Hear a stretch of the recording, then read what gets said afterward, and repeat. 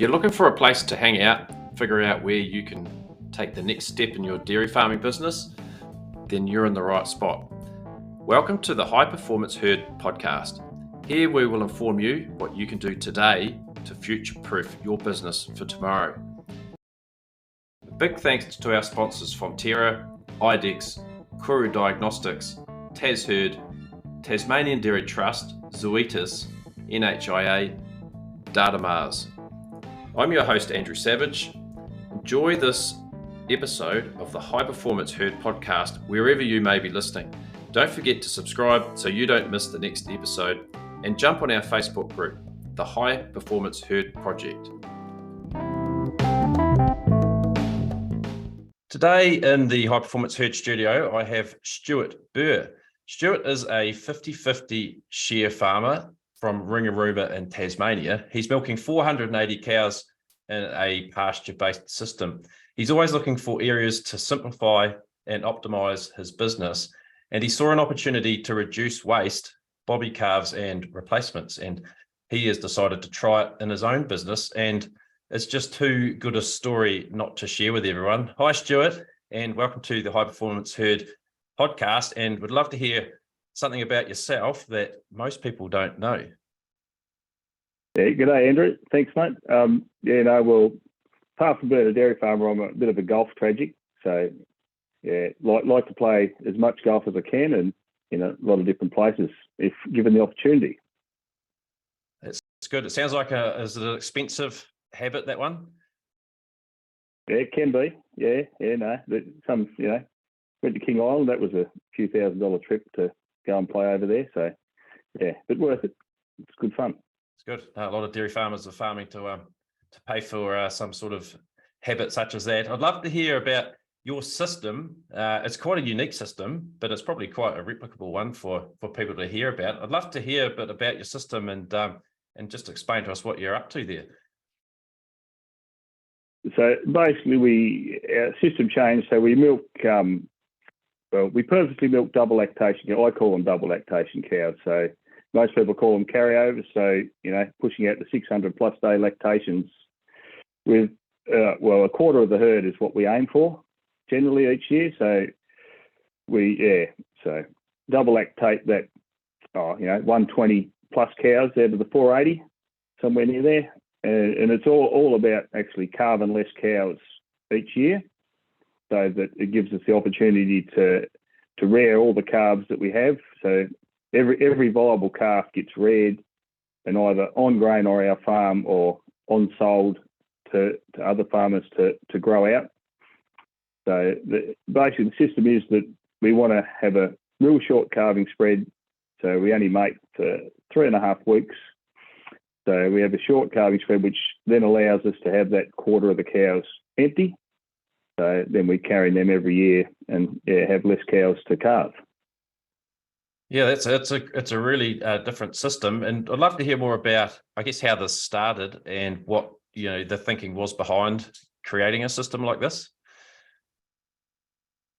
Yeah, well, it basically started back 7 or 8 years ago when we were trying not to have any bobby calves, and we really didn't have to euthanize calves and stuff. So we really wanted to keep every viable calf. So we'd started doing that, and it started off with us just rearing all the Friesian bulls and keeping them, to progress to using sex semen across most of the herd and beef bulls, so that every viable animal, had a good outcome or, was profitable to keep in the longer term.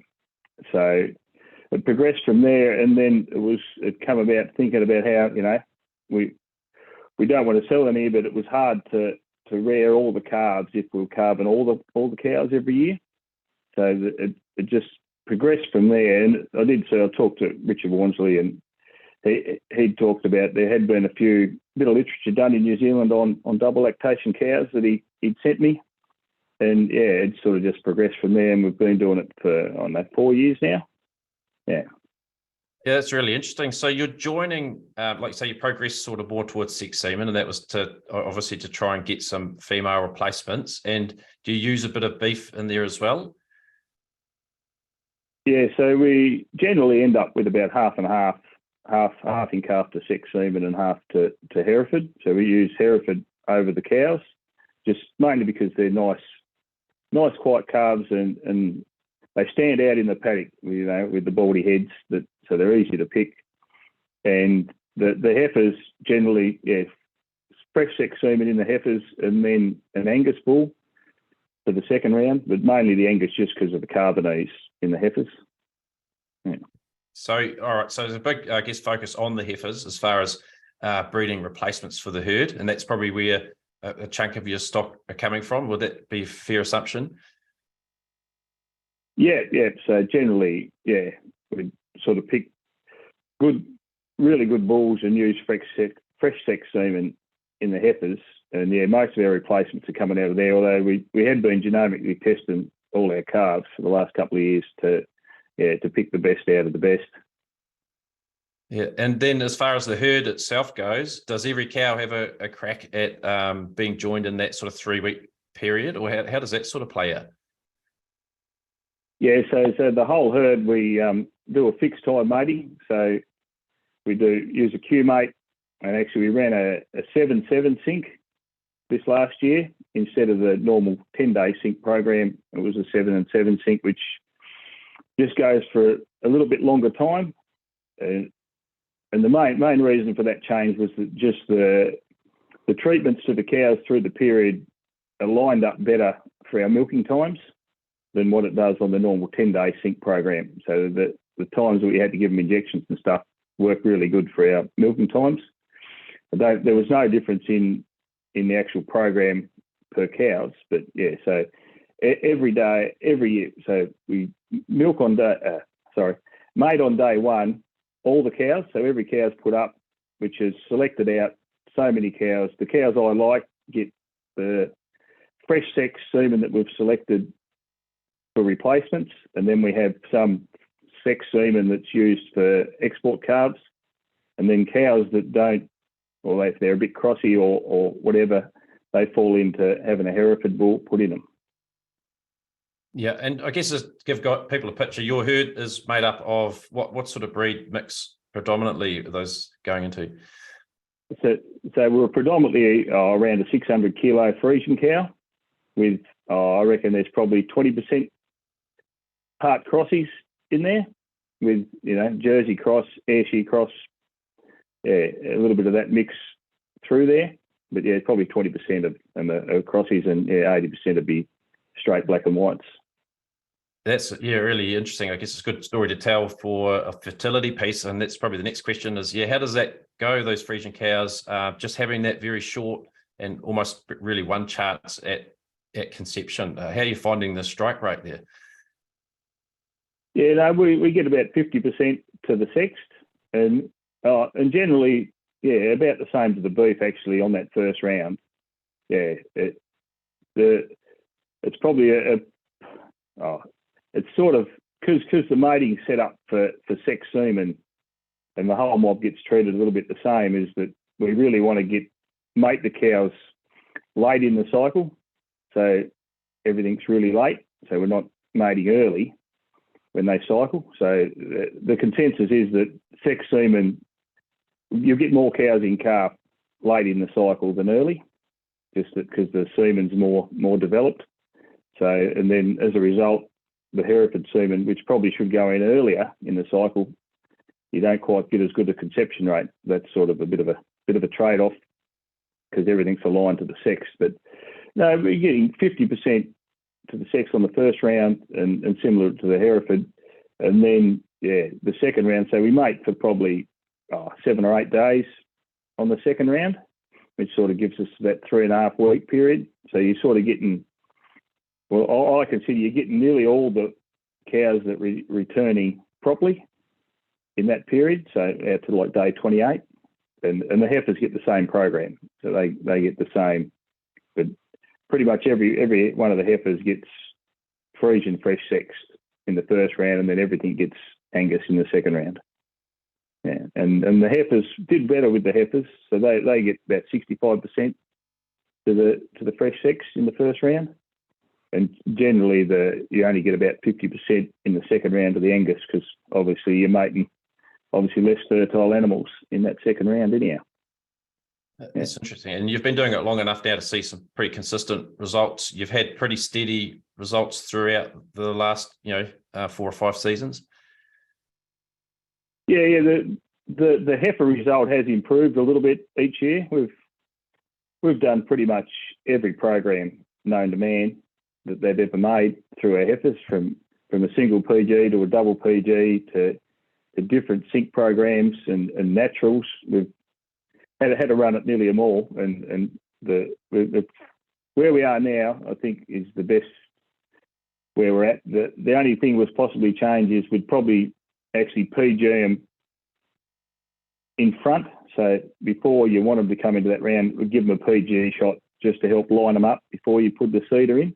Because even with the seeder, there is some that fall out of like being aligned properly.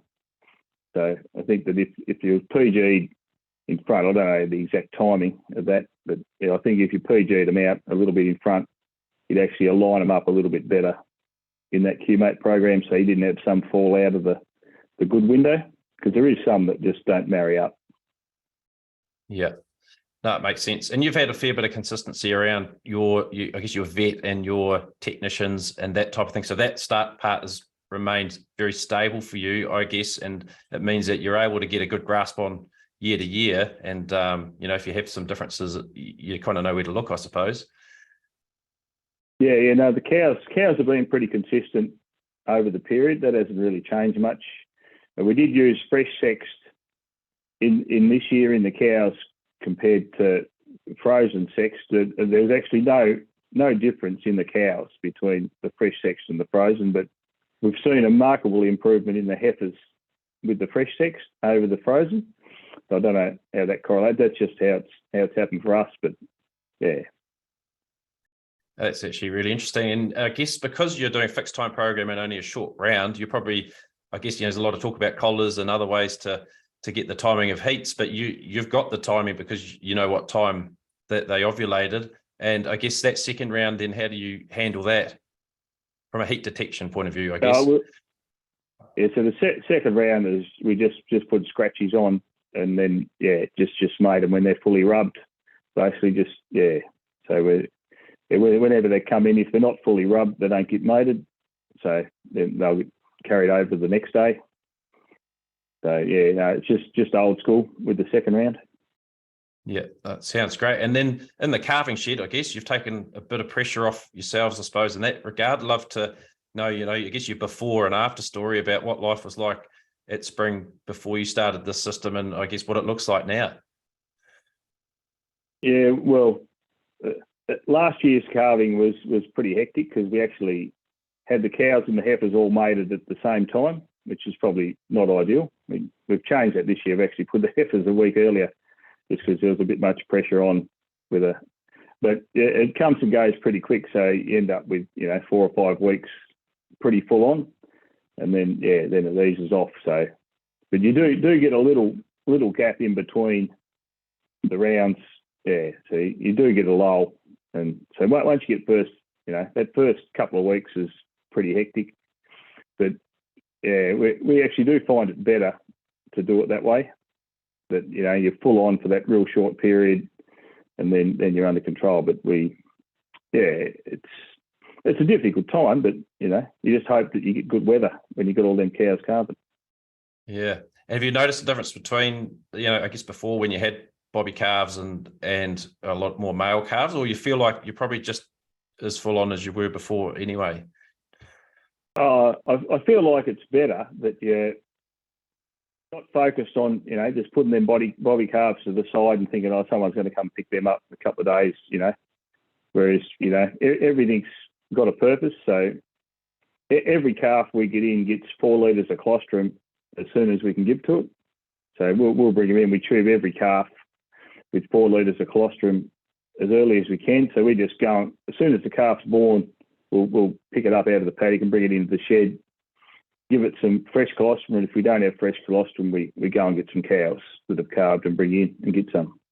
Yeah, that makes sense. And how many, I guess, male dairy offspring are you actually getting now? Like, is that significantly less?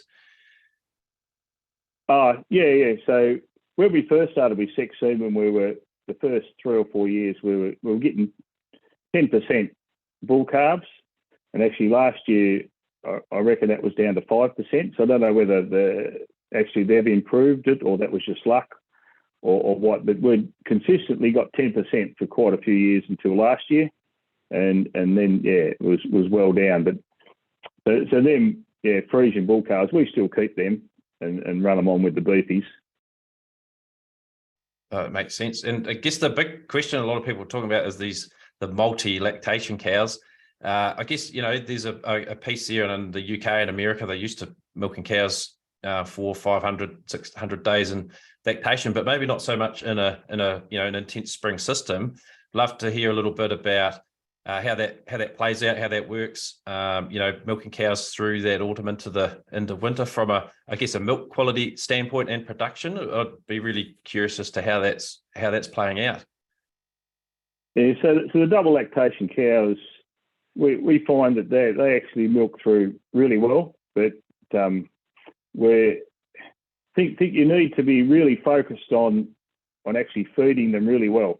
So through the whole year, we have a high focus on gut fill. So we only feed what we consider really good feed to the cows to keep them producing, and we try and keep them up around 20 kgs of dry matter or a little bit more if we can of high energy food. So which basically revolves around grass as the biggest intake, and about 4 kilos of a maize wheat pellet. So a maize wheat pellet that's high in starch that drives production. So I think that's really important to have the nutrition right up, because these double lactation cows, if you check them through the season, they will drop off in production easy when they get into 550, 600 days. If you drop off your feed and quality, they will shut down quite easily. But production-wise, for the last few years, we've been averaging 620 solids a cow on our grass system with 4 kilos of grain pretty much all year round in that system, and they're about a 600 kilo cow, so they're still doing pretty well and still milking through quite well. The double lactation cows, they tend actually not to get back in calf as good as you think they would. I don't know whether sometimes they get a little bit, so you probably get, might get just over half, might get 60% of them back in calf. So I don't know whether some of them get a little bit too fat and that they've been too long, that they actually don't get in as, you'd think they're getting calf really easy, but they actually don't. So, but the other trade-off is, we get to, say 450, 500 days in the round, and it's actually the cows that are empty that actually drop off in milk production. And I don't understand why, but they drop up in milk production and get really fat.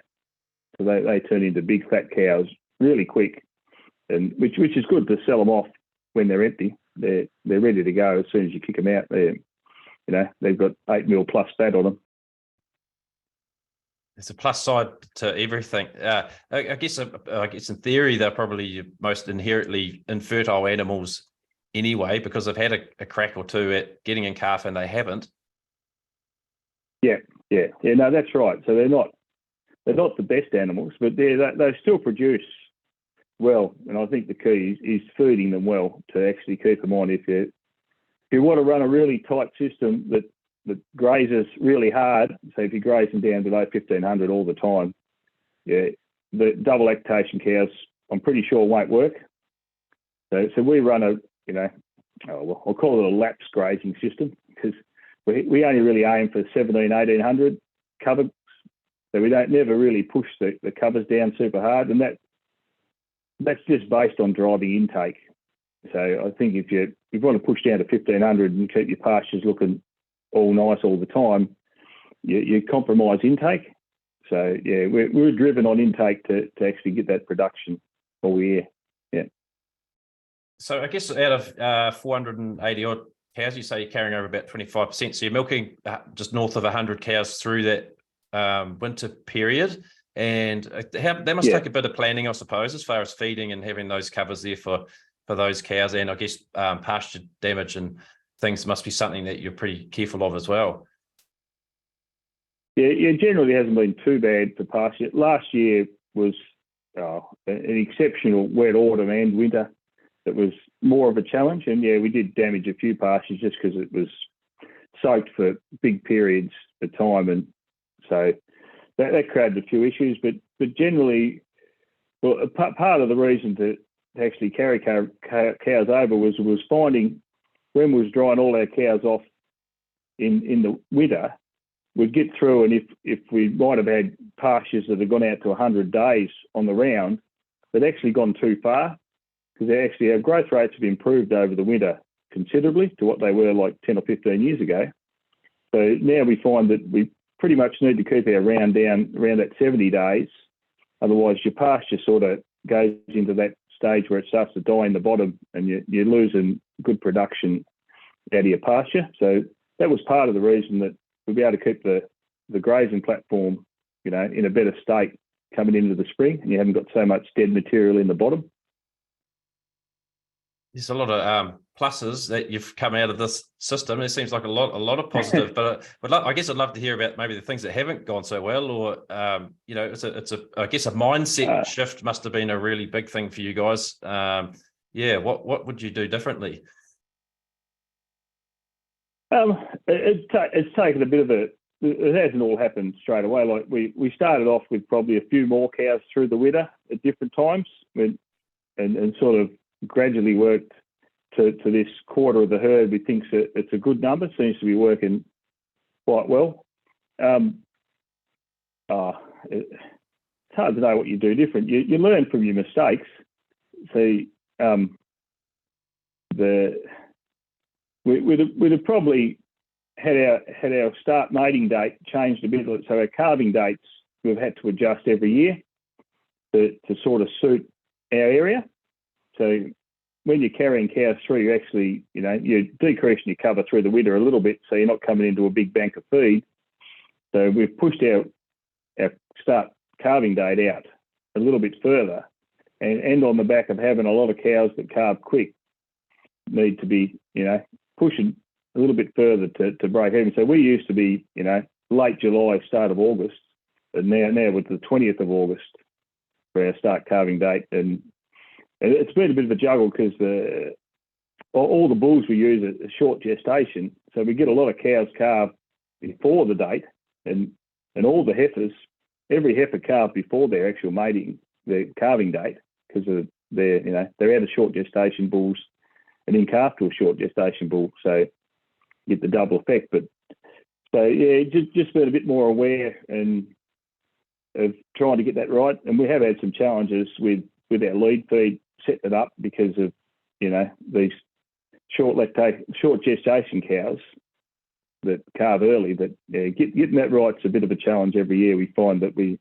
should be out to 4 weeks prior to their actual calving date, not 3. Yeah, just to get them set up better. Yeah, that's good. A really good point. And the lead feed thing it's an interesting thing. To me, it seems like a game changer here in Aussie. How they the lack of issues we have with cows over calving and milk fever, but it doesn't seem to be as adopted in New Zealand. And sometimes they scratch their head and wonder what I'm talking about over there. But it's a fantastic tool. I'd love to. You talk about the bulls, though. I'd love to know whether you've seen I guess what your focus on genetics is, and whether you've made bull selection because of the system that you're on. Obviously, sex semen is part of it, but are there any other traits that you go for and you've seen succeed in a carryover type system? Sorry, multiple lactation system. And so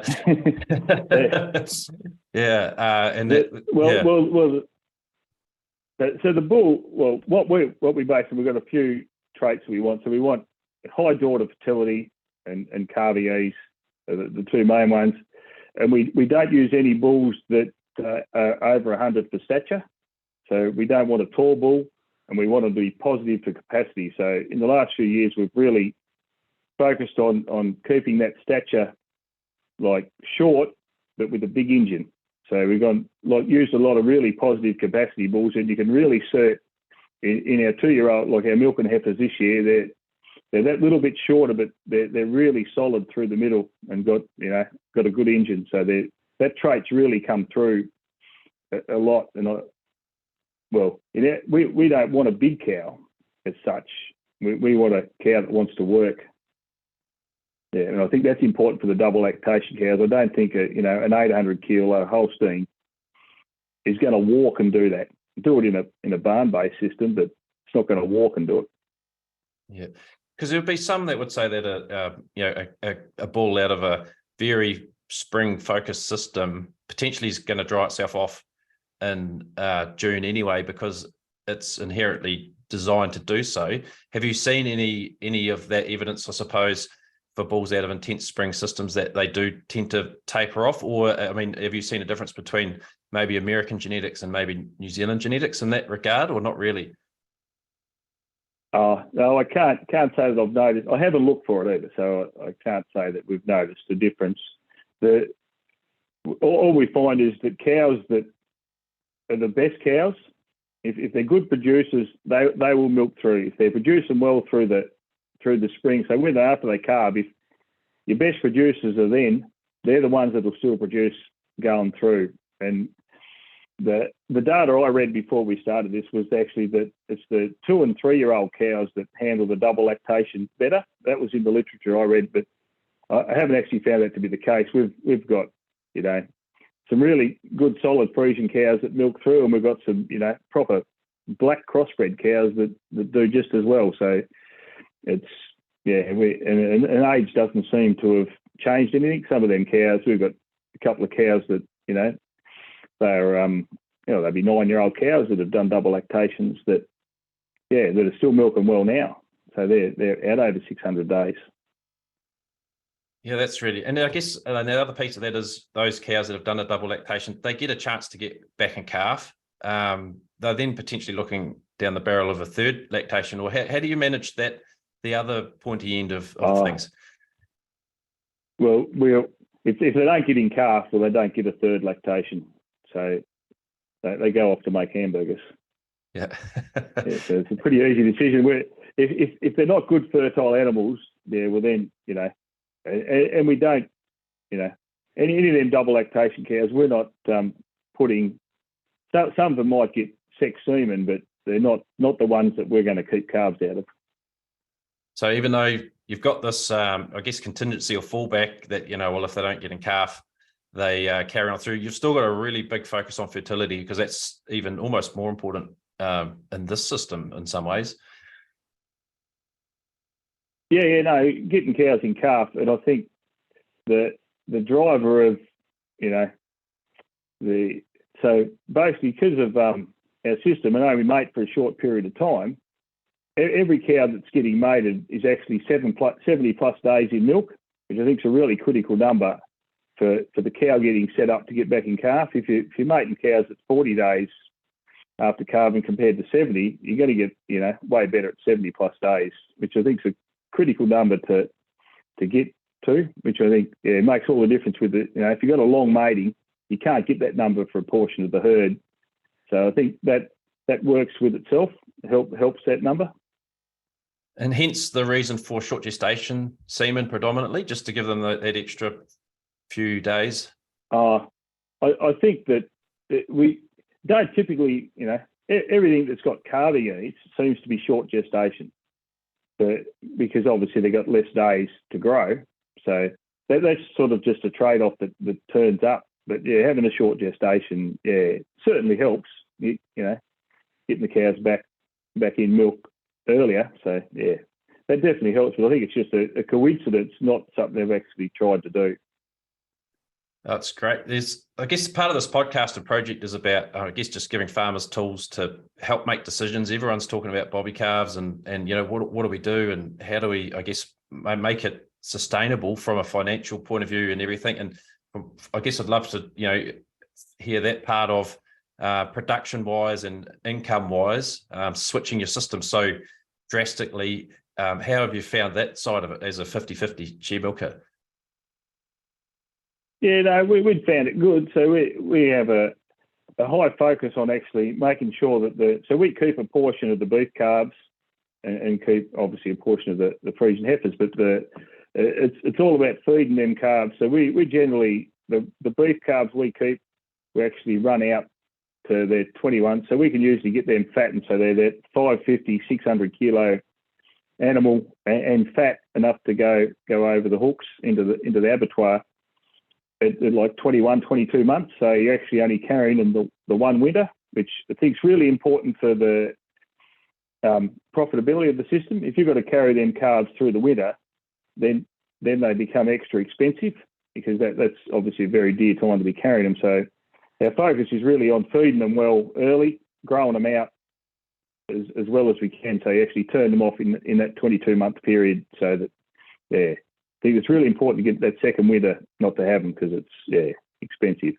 But profitability, I think that the double lactation cows, you're possibly going to lose a little bit of profitability in the fact that, them cows will produce better if you calve them in the spring and milk them through. So you'll lose a little bit of profitability, but you gain some other things. So I always think that you don't get something for nothing. You've got to trade something to get something.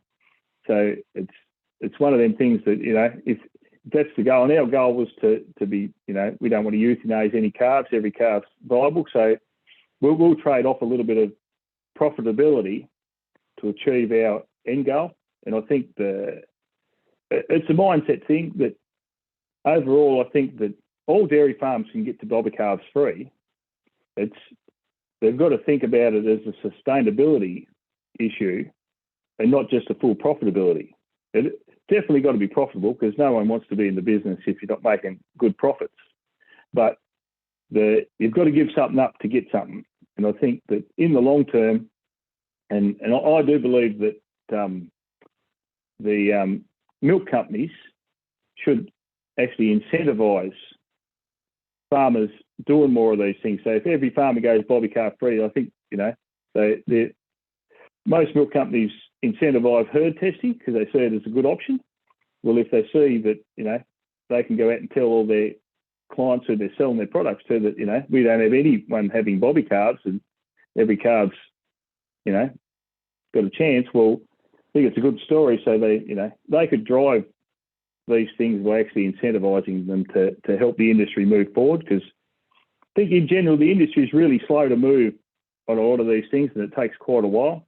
So it's good. Yeah, maybe we'll share this podcast around the processes and see what they've got to say. But I think you're bang on. I have told a few processes that they could help out, and they haven't said no. So some of them are looking at doing some things, but generally I think that they're slow to move. And I do think that bobby calves will be a thing of the past. Give it 10 years. That you'll have to be.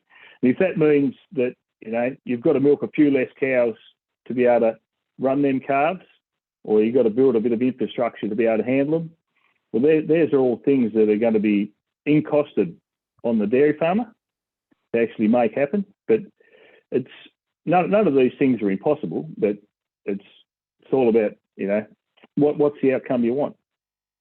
You bang on, and when you say none of these things are impossible, there might be people listening who say, "Oh, well, I can't do this system. I'm a share farmer, or I'm a manager, or what's your advice to someone like that? You're a 50-50 share farmer, so this is only kind of half your story, really.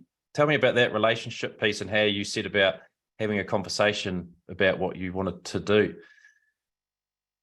Yeah, it is about having a good relationship with the farm owner or owners. That it's an open, upfront conversation. That in general, pretty lucky that Jeff and Stan Cox, are the owners of our farms, are really accepting of. I've had. This is not our first idea of things we've tried. We've tried different things, and they've all been always been accepting of trying new things and happy to give it a go. So they've been really great about giving me the opportunity to have a bit of free rein to try new things and do them. So it is about having a really good relationship with the farm owner to actually make them things happen. Yeah, you did right. Everything's about communication. I'd love to know, I guess, you've offered us heaps of advice. It's been fantastic to listen to your story, and you've sort of opened yourself up to us, which has been fantastic. what advice would you have to someone who's, thinking about how do I take that next step, or how do we combat this, bobby calf issue? What would be your sort of key takeaway for someone who's on the fence here? I just think that I've always been the thing that if you should be a doer, so have a go, try it. There's, we make mistakes, and everyone's going to have a different system, but I think that the number one thing is to actually have a go, because you don't know what you can do until you actually try. Like, everything in theory is still just theory, but at the end of the day, nothing ventured, nothing gained. So think the big takeaway is, have a go, but you got to think about how it's going to react and what happens. Like the putting all your cows up mating on all the same day, so you can have a lot of cows calve early, means you've got to have things set up to accommodate it. So you do have to have a process where you work out what's going to be the implications of the decisions you make. But in general, I just think it's about having a go, and you'll make some mistakes, but I think better off to try and make some mistakes and learn from them. Yeah, you're bang on. I think in dairy farming and in life in general, I think it's fantastic advice, and just want to thank you heaps for coming and talking to us and sharing your story today. Yeah, no, too easy. And the same thing, we like dairy farming. I think dairy farming's got a huge potential, and I think that people to get into dairy farming, that it's probably sold down a little bit of the opportunities and how good it can be for you financially, as well as the lifestyle. So I think that probably isn't sold enough. But thanks for having me on, Andrew. You bang on. Yeah, thanks very much, Stuart. We'll catch up with you. Thanks, mate.